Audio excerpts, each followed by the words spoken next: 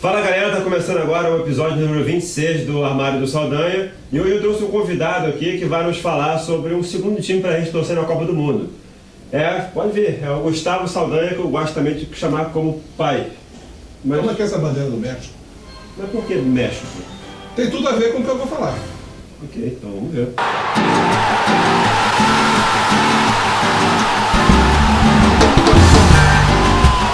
Bom, então você me explica por que isso da bandeira do México, por que a gente vai torcer pro México, se o México inclusive está no grupo da gente. Pois é, o negócio é o seguinte, a gente sabe que o torcedor brasileiro ele sempre escolhe uma espécie de segundo time. Quer dizer, aqui no Rio de Janeiro é o América, em Minas é o América de Minas, São Paulo acho que é Portuguesa.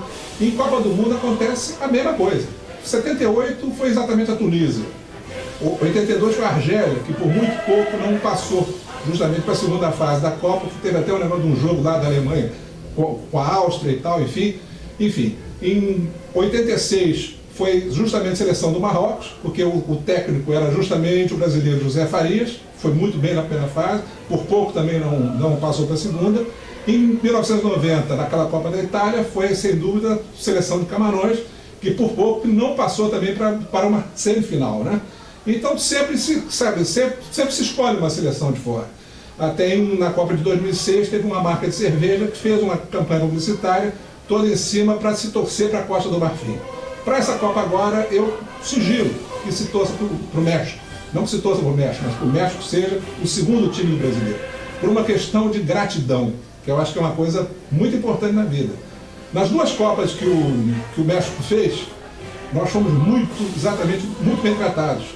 Eu diria que a seleção brasileira foi mais até do que a segunda seleção do mexicano. No caso de 70, pode-se dizer que foi a seleção que o mexicano realmente torceu. Até porque a seleção deles caiu nas quartas de final e a nossa, evidentemente, foi até a final, foi campeão.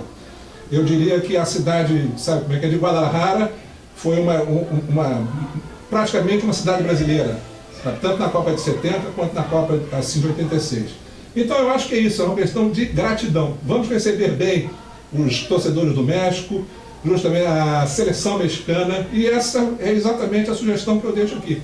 Que o México seja, por uma questão exatamente assim de demonstrar gratidão, que seja justamente a segunda seleção do brasileiro nessa Copa agora que vem aí.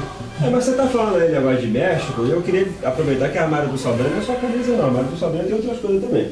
Tem gaveta também. A revista Manchete sobre a Copa de 70, realmente se você chegar numa página aqui, o entusiasmo da torcida mexicana funcionou como a favor do Brasil. Nós temos, por exemplo, nos registros daquela Copa, o Pelé, que é o maior jogador da história do futebol brasileiro, vestindo um sombreiro mexicano. Então, já houve uma espécie de gratidão naquela época. O papo todo era esse, era como os mexicanos receberam bem.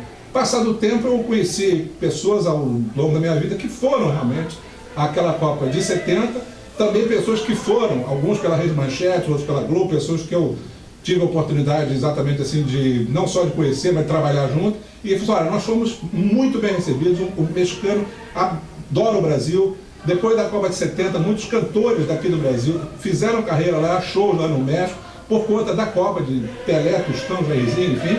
Então eu acho que é a nossa hora de exatamente retribuir isso. Não só por isso, mas também a gente pode usar outros motivos aí também para torcer pro México. Porque você pode usar um sombreiro sem ter vergonha nenhuma no meio deles. Você pode usar aquelas máscaras ridículas que eles usam de luta livre. Você pode trocar uma ideia com o mexicano, tu pode falar de Chaves, de sonho americano. É verdade, Não, você pode falar do bando de coisa. Quem acompanha essas novelas mexicanas que o SBT passa já pode perguntar quem matou quem é que casa com quem, porque como eles já viram isso lá há alguns anos atrás, eles contam para vocês como é que a novela mexicana termina.